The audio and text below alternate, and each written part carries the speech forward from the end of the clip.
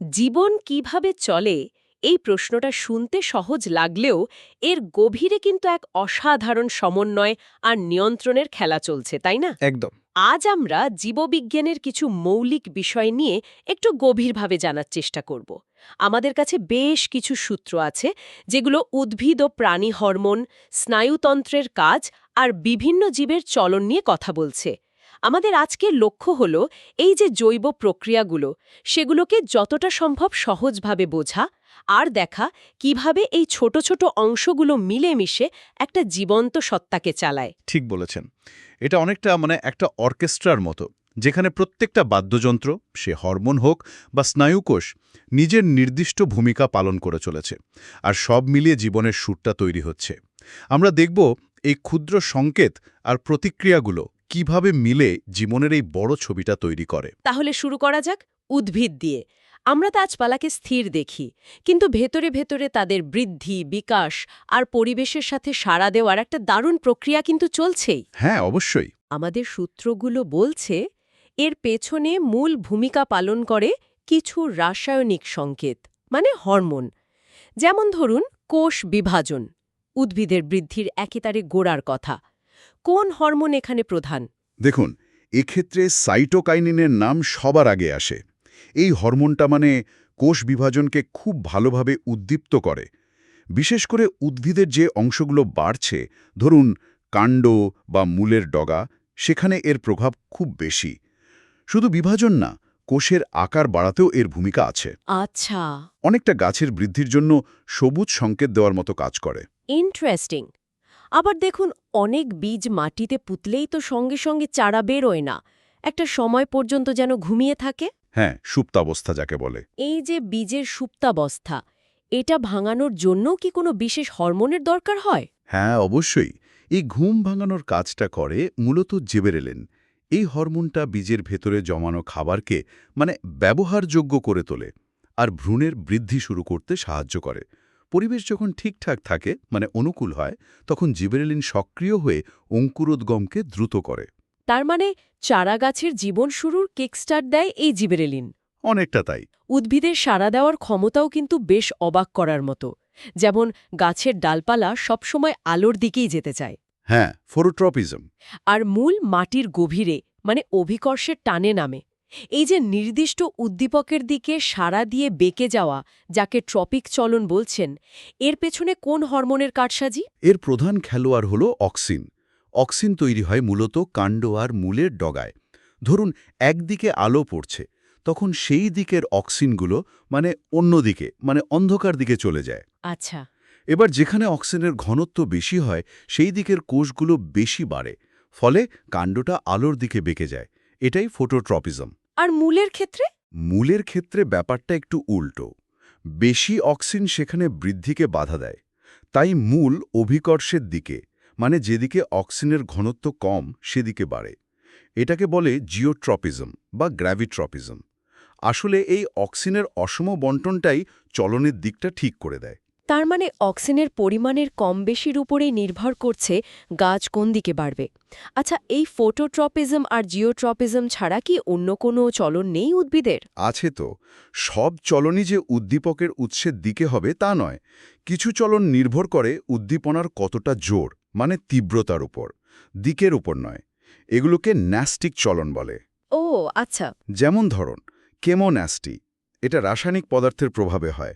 আবার লজ্জাবতী লতাকে ছুলে যে পাতা গুটিয়ে যায়, হ্যাঁ, ওটা তো আমরা সবাই দেখেছি। ওটা হলো সিসমোন্যাস্টি, স্পর্শ বা আঘাতের কারণে। এছাড়াও তাপমাত্রা পরিবর্তনে হয় থার্মোন্যাস্টি, আর আলোর তীব্রতা কমলে বা বাড়লে কিছু ফুল ফোটে বা বন্ধ হয়, যেমন পদ্ম বা সূর্যমুখী। এটা ফোটোন্যাস্টি।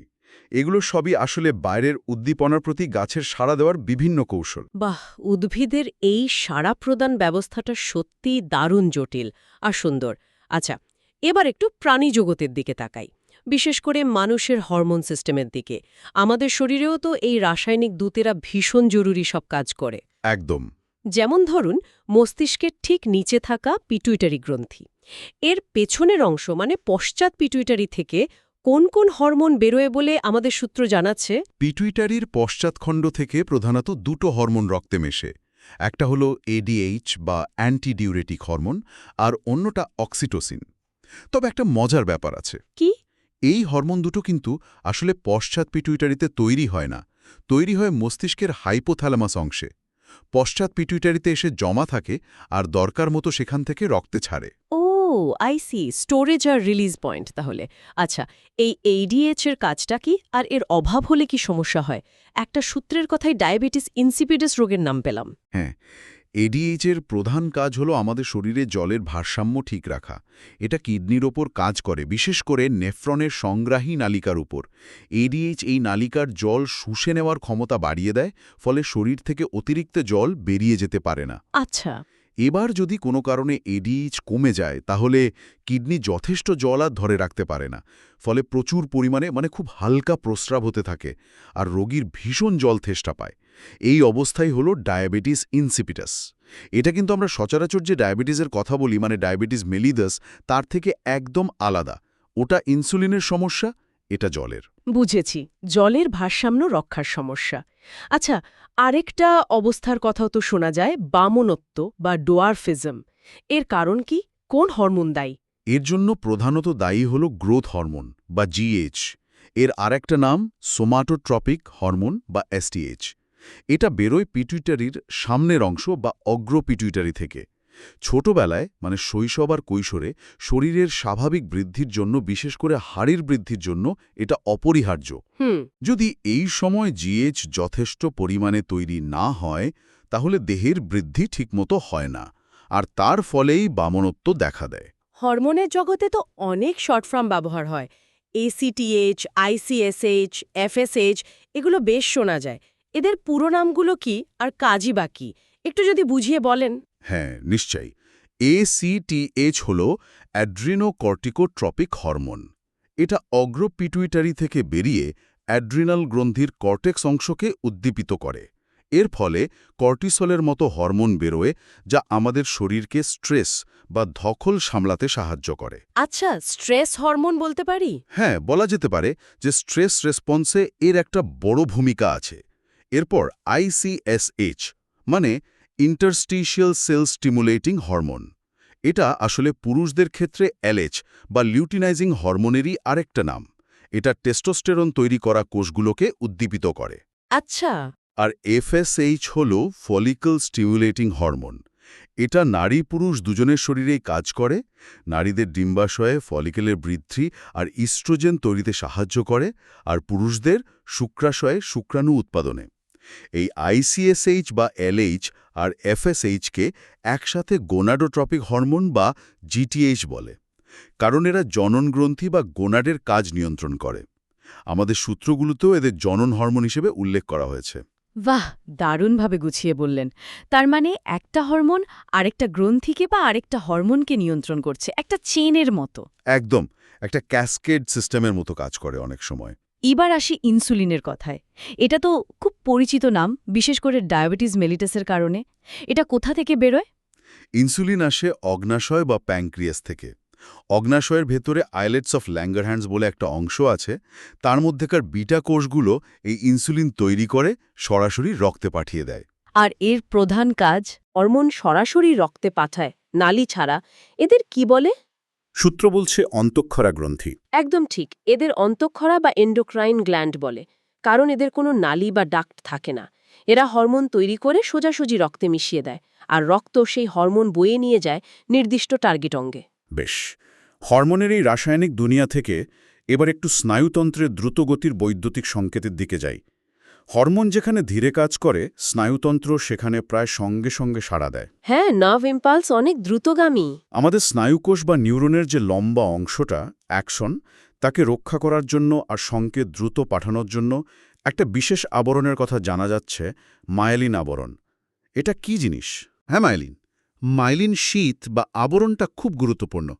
এটা আসলে ফ্যাট বা লিপিড দিয়ে তৈরি একটা স্তর, যা অনেক নিউরনের অ্যাকশনকে অন্তরকের মতো ঘিরে রাখে, অনেকটা ইলেকট্রিক তারের উপরের প্লাস্টিকের মতো। আচ্ছা। এর ফলে স্নায়ু সংকেত বা নার্ভ ইম্পালস পুরো অ্যাকশন বরাবর না গিয়ে আবরণের মাঝে মাঝে যে ফাঁক থাকে, নোড অফ র্যানভিয়ার, সেখানে লাফিয়ে লাফিয়ে যায়।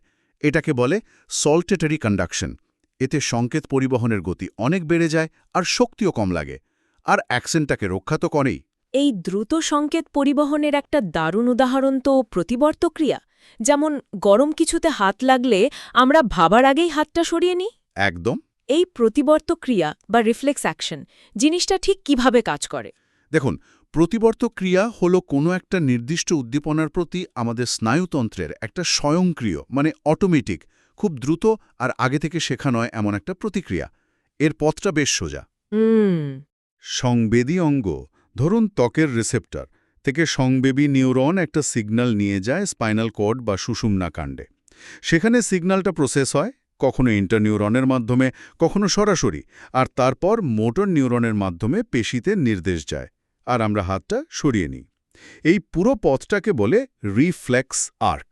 তার মানে মস্তিষ্ক সরাসরি যুক্ত থাকে না? প্রাথমিক প্রতিক্রিয়ায় সচেতন মস্তিষ্ক সরাসরি যুক্ত থাকে না, তাই এত দ্রুত হয়। পরে অবশ্য মস্তিষ্ক জানতে পারে কি ঘটল। এটা আমাদের বাঁচানোর একটা মেকানিজম। আচ্ছা, তাহলে অনেক দ্রুত প্রতিক্রিয়া তো সুষুম্না কাণ্ডই নিয়ন্ত্রণ করে ফেলছে, কিন্তু আমাদের মাথা বা মুখের অঞ্চলের অনুভূতি, নড়াচড়া, এগুলো তো সরাসরি মস্তিষ্কের সাথে যুক্ত থাকার কথা। মানুষের মস্তিষ্কে কত জোড়া করোটি স্নায়ু থাকে, মানে ক্রেনিয়াল নার্ভস? মানুষের মস্তিষ্ক থেকে সরাসরি 12 জোড়া করোটি স্নায়ু বের হয়। এরা মূলত মাথা, ঘাড় আর মুখের বিভিন্ন অংশের সাথে মস্তিষ্কের যোগাযোগ রাখে। এদের মধ্যে কিছু আছে শুধু সেন্সরি, মানে সংবেদী, যেমন দেখা, শোনা, গন্ধ নেওয়া। কিছু আছে শুধু মোটর, মানে পেশি চালনা করে। আর কিছু আছে মিক্সড, মানে দুটো কাজই করে। ওহ, অনেকগুলো। হ্যাঁ, চোখ, কান, নাক, জিভ থেকে অনুভূতি আনা, মুখের ভাবভঙ্গি কন্ট্রোল করা, চিবানো, লালা বেরোনো, এই সব গুরুত্বপূর্ণ কাজ এরাই করে। যদিও কিছু কাজ যেমন রিফ্লেক্স মস্তিষ্ক ছাড়া হচ্ছে, আমাদের বেশিরভাগ সচেতন কাজ, চিন্তা, আবেগ, এগুলোর আসল কন্ট্রোল তো মস্তিষ্কই, তাই না? অবশ্যই। সূত্রগুলো মস্তিষ্কের কিছু অংশের নাম বলছে: থ্যালামাস, সেরিব্রাল কর্টেক্স, হাইপোথ্যালামাস। এগুলো তো মূলত অগ্রমস্তিষ্কের অংশ। একদম। মস্তিষ্কই আমাদের সমস্ত উচ্চতর মানসিক প্রক্রিয়া আর সচেতন কাজের কেন্দ্র, বিশেষ করে অগ্রমস্তিষ্ক। আর তার বাইরের স্তর, মানে সেরিব্রাল কর্টেক্স, আমাদের চিন্তা, বুদ্ধি, স্মৃতি, ভাষা, সমস্যা সমাধান, এসব জটিল জিনিস এখানেই নিয়ন্ত্রিত হয়। আসা তথ্যকে সে সেরিব্রাল কর্টেক্সে পাঠায়। আর হাইপোথ্যালামাস ছোট হলেও ভীষণ জরুরি। ক্ষুধা, তৃষ্ণা, শরীরের তাপমাত্রা, ঘুম, এগুলো নিয়ন্ত্রণ করে। আবার পিটিউইটারির মাধ্যমে হরমোন সিস্টেম আর নার্ভাস সিস্টেমের মধ্যে একটা ব্রিজ তৈরি করে। মানে আমাদের পুরো অভিজ্ঞতার জগৎটাই এই মস্তিষ্কের কার্যকলাপের ওপর নির্ভরশীল। এই মস্তিষ্ক তো শুধু সহজাত কাজ বা চিন্তা নয়, নতুন জিনিস শিখতেও সাহায্য করে। আমরা ভুল করি, আবার সেই ভুল থেকে শিখি, নিজেদের কাজ বা আচরণকে আরও ভালো করি। এই প্রক্রিয়াটার নামই তো শিক্ষণ বা লার্নিং। একদম তাই। শিক্ষণ বা লার্নিং হল অভিজ্ঞতার মাধ্যমে আমাদের আচরণে একটা তুলনামূলকভাবে স্থায়ী পরিবর্তন আনা। এটা শুধু ভুল শুধরানো নয়, নতুন কিছু করা শেখা, জ্ঞান অর্জন করা, পরিবেশের সাথে মানিয়ে নেওয়ার কৌশল রপ্ত করা, এই সবই লার্নিং। রিফ্লেক্স যেখানে মোটামুটি ফিক্সড, লার্নিং সেখানে আমাদের অনেক ফ্লেক্সিবিলিটি দেয়। খুব সত্যি। আচ্ছা, এবার একটু জীবের চলন বা নড়াচড়ার দিকে নজর দিই। এই যে সাড়া দেওয়া, খাবার খোঁজা বা নিজেকে বাঁচানো, এর জন্য তো চলাফেরা জরুরি। কিছু এককোষী প্রাণী যেমন ইউগ্লিনা, এরা কিভাবে চলে? সূত্র বলছে ফ্ল্যাজেলার সাহায্যে। হ্যাঁ, ফ্ল্যাজেলা হল কোষ থেকে বেরোহা একটা লম্বা চাবুকের মতো অঙ্গ। ওটার ছন্দবদ্ধ আন্দোলনে ইউগ্লিনা বা কিছু ব্যাকটেরিয়া জলের মধ্যে সাঁতার কাটে। খুব সরল কিন্তু কার্যকর একটা উপায়। আর জলের রাজা মাছ, তারা তো ফুলকা বা গিলস দিয়ে শ্বাস নেয়। এটা কিভাবে কাজ করে? মাছের ফুলকা বা কলিলার গঠনটা শ্বাস নেওয়ার জন্য অসাধারণ একটা অভিযোজন। ফুলকাগুলো আসলে পাতলা পর্দার মতো ল্যামেলি দিয়ে তৈরি, যাতে প্রচুর রক্তনালী থাকে। মাছ যখন মুখ দিয়ে জল নেয় আর সেটা কানকোর পাশ দিয়ে বেরিয়ে যায়, তখন জলের মধ্যে গুলে থাকা অক্সিজেন ওই পাতলা পর্দা ভেদ করে রক্তে ঢোকে। আচ্ছা। আর রক্ত থেকে কার্বন ডাইঅক্সাইড জলে বেরিয়ে যায়। এর সারফেস এরিয়া অনেক বেশি, আর রক্ত আর জলের উল্টোমুখী প্রবাহের জন্য খুব দক্ষতার সাথে অক্সিজেন নিতে পারে। বাহ, দারুণ মেকানিজম। আচ্ছা, এবার একটু আকাশে উড়ি, পাখিদের কথা ভাবি। তাদের সারা শরীর তো পালকে ঢাকা। এই পালকের কাজ কি শুধু ওড়া? না, শুধু ওড়া নয়। পাখির পালকের দুটো প্রধান কাজ আছে। প্রথমত, ডানার যে বড় শক্ত পালকগুলো আর লেজের পালক, সেগুলো বাতাসের ওপর চাপ দিয়ে উড়তে সাহায্য করে। এটা তো আমরা জানি। পালকের গঠন আর সাজানোর উপরেই পাখির ওড়ার ক্ষমতা নির্ভর করে। আর দ্বিতীয় কাজটা? দ্বিতীয় কাজটা হল দেহের তাপমাত্রা নিয়ন্ত্রণ করা। সারা শরীর ঢেকে রাখার যে নরম পালকগুলো থাকে, মানে ডাউন ফেদার, সেগুলো একটা ইনসুলেটরের মতো কাজ করে। বাতাসকে আটকে রেখে শরীরের ভেতরে তাপ বাইরে বেরোতে দেয় না, আবার বাইরের ঠান্ডা বা গরমকেও সহজে ঢুকতে দেয় না। তাই পালক ওড়ার পাশাপাশি শরীর গরম রাখতেও খুব জরুরি। সত্যি, প্রতিটি ডিজাইনের পেছনে কত কারণ, কত অভিযোজন। আচ্ছা, এতক্ষণ যা যা আলোচনা করলাম তার ওপর ভিত্তি করে একটা ছোট্ট প্রশ্ন করি। আমাদের সূত্র থেকে পাওয়া এই লিস্টটা দেখুন। TSH, GTH, এইডস, বামনত্ব। এর মধ্যে কোনটা বেমানান বা বিসদৃশ্য মনে হচ্ছে, আর কেন? ইন্টারেস্টিং প্রশ্ন। দেখা যাক। TSH মানে থাইরয়েড স্টিমুলেটিং হরমোন, GTH মানে গোনাডোট্রপিক হরমোন। দুটোই হরমোন। বামনত্ব হল গ্রোথ হরমোনের অভাবে হওয়া একটা অবস্থা, মানে এটাও সরাসরি হরমোনের সাথে সম্পর্কিত।